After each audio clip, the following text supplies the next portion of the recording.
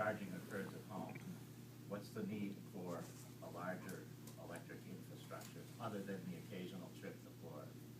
I can give a good example since I live right here in Concord. I'm probably like 8 miles from home to work. But if I did all my normal things, run around, you know, let's just say I had the kids still in school. All right, say run to school, go over and pick up the groceries and whatever. I can use 30, 40 miles really quick. It'd be nice if I was in the grocery store that I could plug in. It'd be nice if I was in a parking garage because I was at the library to plug in.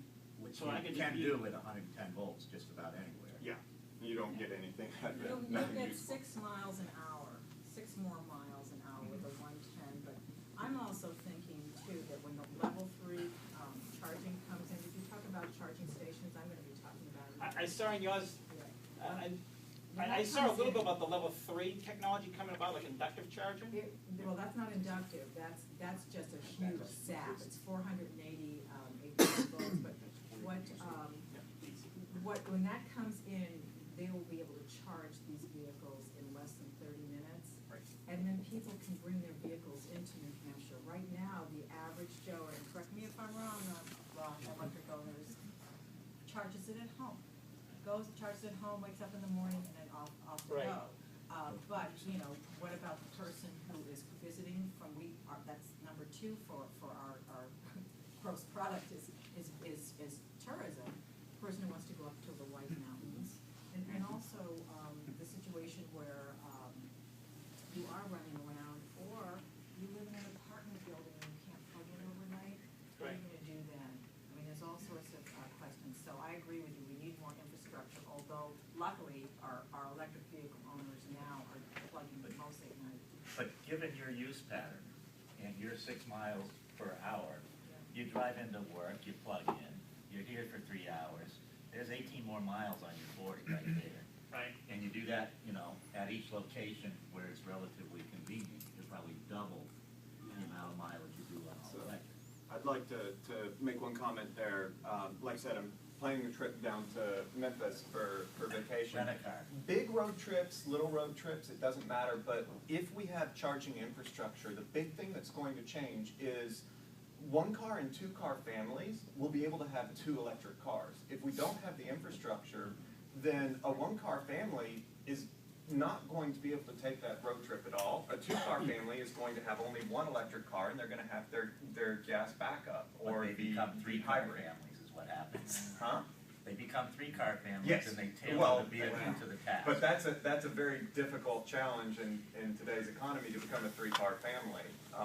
So I think that the charging infrastructure makes it possible for people trying to stretch things out in the economy to have 2 electric cars, you know, eliminate or nearly reduce that gas bill and still be able to take advantage of the benefits. Let's get to one first and do the infrastructure later. Well, they kind of have to come together, they inject together. And somebody said the tourism, I mean, you know, Tesla can get from Boston to the White Mountains, but not many of the other ones can. So if there is one at the toll booth, at the rest area of the building, like you say, all the restaurants, I think you need to get it out there so people just see it. Oh, I can do it almost anywhere. Yeah, but you know, on that note, you can only buy liquor for so long. So the rest area would probably not be a good option. Well, that's, When they- Yeah, when they that's not revamp the the case rest till, areas. that won't be the case by 2015. Yes, Right. when they You know, start that'll be a having massive restaurants, remake yes. of that place, and it's gonna be Right. perfect for that. The rest areas that have good conveniences, it's a fantastic opportunity for them. When we took a trip down to DC, we stopped in Connecticut at one of the big rest areas there, and they had, it was, is this the Milford, Connecticut one. They had stores. We walked in, we ate breakfast. We left here at 6 in the morning. We got there, you know, around 8:30, 9. We had breakfast. We shopped around for a little while. An hour we took off. We went to Delaware. We had lunch. I mean, we shopped around again. If the rest areas can actually have amenities that will keep people there for an hour or so, it gives people a break, which actually is safer. You don't need to be driving for 8 hours, 9 hours straight. If you're taking a break, you know, an hour for every 3 or 4, then that's a real big advantage, and it provides an opportunity for them to actually, you know, get people in there, whether it's buying food or knickknacks or whatever, so.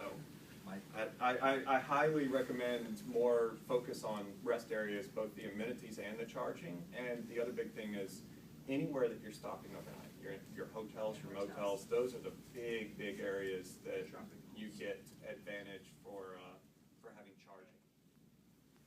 But the one thing I like about the Volt is, you know, he's all electric.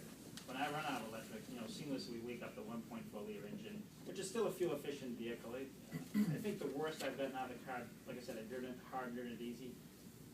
Nick, you could probably tell me what you get. I get maybe like 39.5 if I drive it hard. It's 42 for me on the generator. So you got a backup generator running fuel, but the overall combined gas and electric, depending on where you go. And I like. There's absolutely no difference in performance, by the way. Yeah, seems. Right. You hear the motor once in a while. That's it.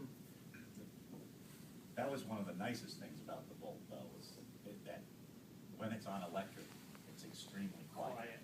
And you can do on electric for 20 miles without ever using the engine. It's a totally different driving experience. We made one change in the late 2010, early 2011 Volts, when the engine seamlessly woke up. I mean, we're also used to stepping on an accelerator pedal. When you step, you know, RPM's supposed to increase. So you'd be driving down the road in 2011, and it wasn't in correlation with the pedal. Some people were like, what is going on? And it was like pulling like the prop on a plane was speeding out. Maybe some software change to kind of go with the throttle.